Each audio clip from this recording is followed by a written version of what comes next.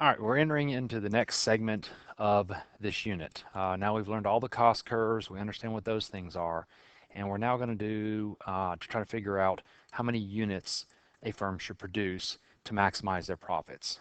Keep in mind again, firms are in business to maximize profits, and profits is nothing more than total revenue minus total cost. Okay, that's the approach we're going to learn today, and that gives you your economic profits. We're going to learn that approach today. A little later on, we'll do it with a marginal revenue and marginal cost analysis. And that's actually the more important of the two. But for right now, today, what we're going to learn here briefly is the total revenue minus total cost approach. All right, so when we draw this thing, you already know how to draw. Well, no, you don't know how to draw a total revenue curve. You already know how to draw a total cost curve. So what I'm going to do is I'm going to come in here and I'm going to go ahead and label this as cost, and I'm also going to be putting a revenue curve on it, so I'm also going to label it as revenue, and this is going to be quantity. All right, we know that the total cost curve starts a little bit higher than the 0, 0 point on the axes because of fixed costs, and we know that it looks kind of like the backwards lazy S. It kind of does that. Okay, that's terrible. I've got to draw it better than that. It looks kind of like this. Okay, so it's got this backwards kind of lazy S in it there. I had to kind of exaggerate this, and you'll see why in just a minute here. All right, so that's what a total cost curve looks like. We learned that a little bit earlier on. What I want to do now is I want to come back in and I want to add total revenue in it. Well, total revenue is just price times quantity. It's the amount of money that shows up in the cash register. And we've learned this earlier in the semester. If I sell 23 units of my product at $1 a piece, then my total revenue is $23. And what we're going to assume here for this part is we're going to assume that this is a perfect competitive market. The characteristics of a perfect competitive market is that there's many firms, and they are what they call price takers. They have to take the price from the market. So if the price is $10, they have to take $10. They can sell as many as they want at that price of $10. So $1, if they sell 1 unit, then their total revenue would be $10. If they sell 2 units, their total revenue will now be $20. If they sell 3 units, their total revenue will now be $30. 4 units, $40, and so on and so forth. So knowing that, we can actually draw a total revenue curve in here. The total revenue will start at 0 and 0 because we're selling 0 units. We have 0 total revenue. And you just multiply P times Q. And what you end up getting is you end up getting a line that comes up like that. Okay, that is our total revenue curve. Now, what we got on here is we've got total revenue, total cost. And you've actually seen this on a practice multiple choice question earlier in the semester. It showed up in the unit, the first part of this unit here, even though I hadn't taught it to you yet. So you've got your total revenue minus total cost approach, curves here. The total revenue curve is in a straight line because it's just nothing more than price times quantity. Now the area between the total revenue curve is the profit obtained by producing that quantity of units. So what we look at here is at this point right here, total revenue equals total cost. That's what they call a break-even point. Total revenue equals total cost. If we decided to produce that quantity, we would make 0 economic profit. It is a break-even point. We have another break-even point way up here.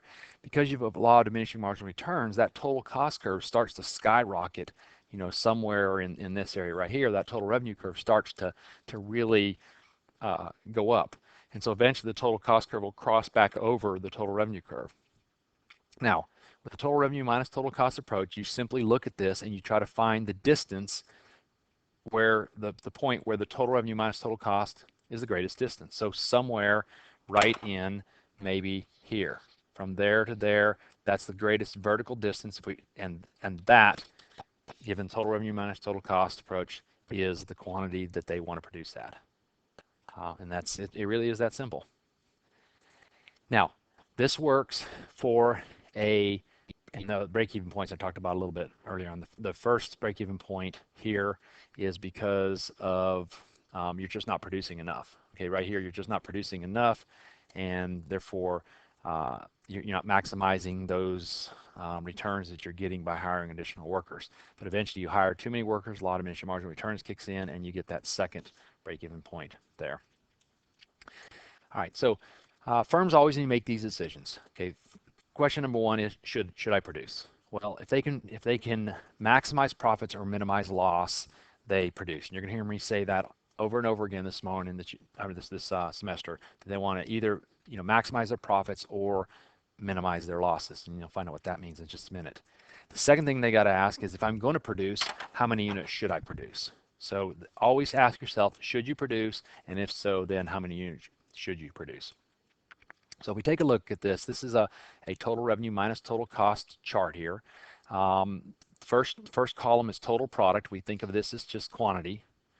It looks like the price of this product is $131. How do I know that? Because if you sell 1 unit, the total revenue is 131. If you sell 2 units, the total revenue is 262, which is 131 times 2. 3 units is 393, which is 3 times 131. So this is obviously a perfect competitive market. Okay, that's a key thing here that you need to understand. This is a perfect competitor. The reason why we know it is because the price does not change. They're going to sell their product at $131 a piece. They have fixed costs. The fixed cost in the third column here is $100. And of course, they have variable costs. And if you notice that the variable costs increase as you produce more because of they have to hire more variable costs, whether it be labor or whatever it is they're producing here. Okay. Total cost, again, is nothing more than fixed costs plus variable costs. Once we've got that, we now know over here, we know our total revenue. Here, we know our total cost, and all you do is, to figure out economic profits, you say total revenue minus total cost. And you do that, you run the math, and then it's really that simple. You just look down and figure out, oh, gee, where's my total revenue maximized? Well, my total revenue is maximized right there, so it looks like I need to produce 9 units. Now, that's great. This firm is earning a profit. They're going to produce 9 units. If you went back to the graph here, then we would be able to say, oh, look, this quantity right here is a quantity of 9 units. That's where total revenue is the furthest distance above total cost. Now, occasionally firms are producing, and maybe something happens, and they can't sell their product for $131, as in the last case. This is the same cost data as we saw right here, but where on this one here, the profit maximization point, the total revenue was 131, or the price of the product was 131. Here, the price has now dropped. Maybe the demand for the product has dropped. So the price has now dropped, and since the price of the product has dropped, our total revenues all the way along the line, 81 for 1 unit, 81 times 2 for 2 units, 81 times 3 for 3 units, 81 times 4 for 4 units, and so on and so forth. Our total revenue has dropped. Well, our costs haven't changed. We still cost the same amount to produce this product. So if you come over here to the far right column and you're looking at economic profit or loss, you realize that in no case will this firm earn an economic profit. So then the question is, should we produce? Well, you got to make the decision. If this company were to go out of business, in the short run, they still have to pay their fixed costs. So no matter what, it's going to cost them $100 to produce this product. So if they stay in business, or try again, if they go out of business, they lose $100. But if they stay in business, if you come way down here and look on the far right column, total economic profit or loss, if they stay in business, they could actually be in a situation that in the short run, they would only lose $64. And so what ends up happening is this firm would much rather lose, or this individual would much rather lose $64 than lose 100. So in the short run, they stay in business and they produce 6 units. Now in the long run, all fixed costs disappear. Everything becomes variable in the long run. They can shut down in that. But in the short run, they still have to pay these fixed costs. So this is what they call a loss minimization case. Stay in business, lose money. Graphically, it looks like this. Okay, what happened is that the total revenue curve before looked like this. It's in the highlighter, sorry about that.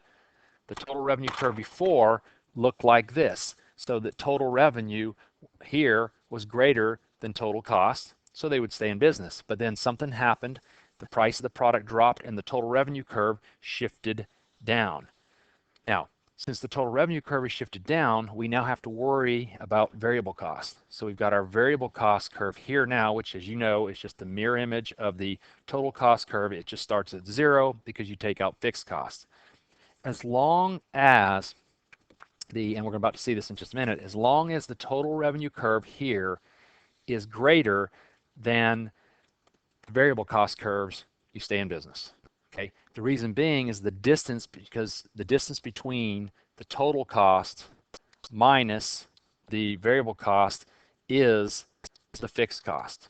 So what's happening is, since the total revenue is above variable cost, you're actually covering all of your variable costs, that distance right there, and some of your fixed cost right there. So you're not losing the full 100, you're only losing $64 in this case. If you look back at the math here, you're covering all of your variable costs right here, okay, because you're selling. If you look at the numbers, let me erase this, makes it cleaner here, okay. So we already know we're going to produce 6 units here, and what's happening is you're bringing in a total of $486, and from that $486, you're able to pay all of your variable costs, the $450.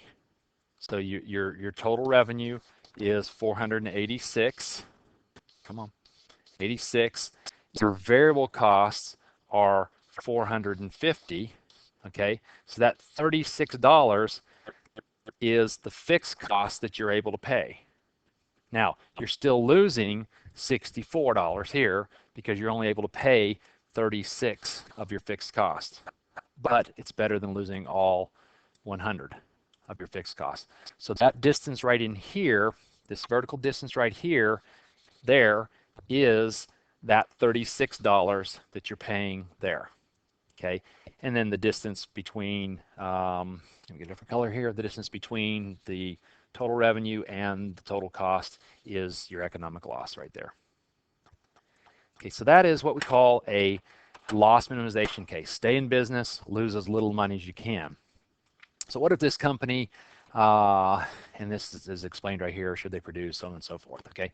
What if this company is really in dire shapes now, and what has happened is the price of the product has dropped even further. The price of the product, again, is $71. We know this is a perfect competitor. I'm going to say this again. We know it's a perfect competitor because 71 times 1 is 71. 71 times 2 is 142. 71 times 3 is 213. In other words, they can sell as many units as they want at $71. But you've got your total revenue, you've got your total revenue here. Whoopsie daisy, keep doing that. You've got your total revenue here, and you've got your total cost here. And if you look all the way in this far column over here, nowhere on this column are you going to be able to cover your fixed costs. We're using the same data as we did before, where our fixed costs are equal to 100. Okay. Now, by producing 0 units here, you lose those fixed costs. If I decide to produce anything else beyond that point, I'm going to lose more than $100. So in the short run, would I rather lose, it looks like the closest place we could get would be right there. In the short run, would I rather lose $100 by going out of business or lose $115 by staying in business? The answer is go out of business. So in this case, this firm will shut down because their prices drop below their variable cost curve.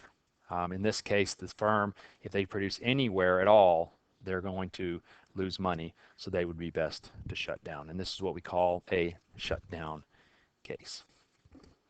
Okay, so that is the total revenue minus total cost approach to calculating this. Not tested a whole lot on the AP exam. I'm comfortable giving this to you on a video. Next, we will be learning about the marginal revenue equals marginal cost approach. This is all over the AP exam, and so I'm going to present that to you in person. Thanks for watching.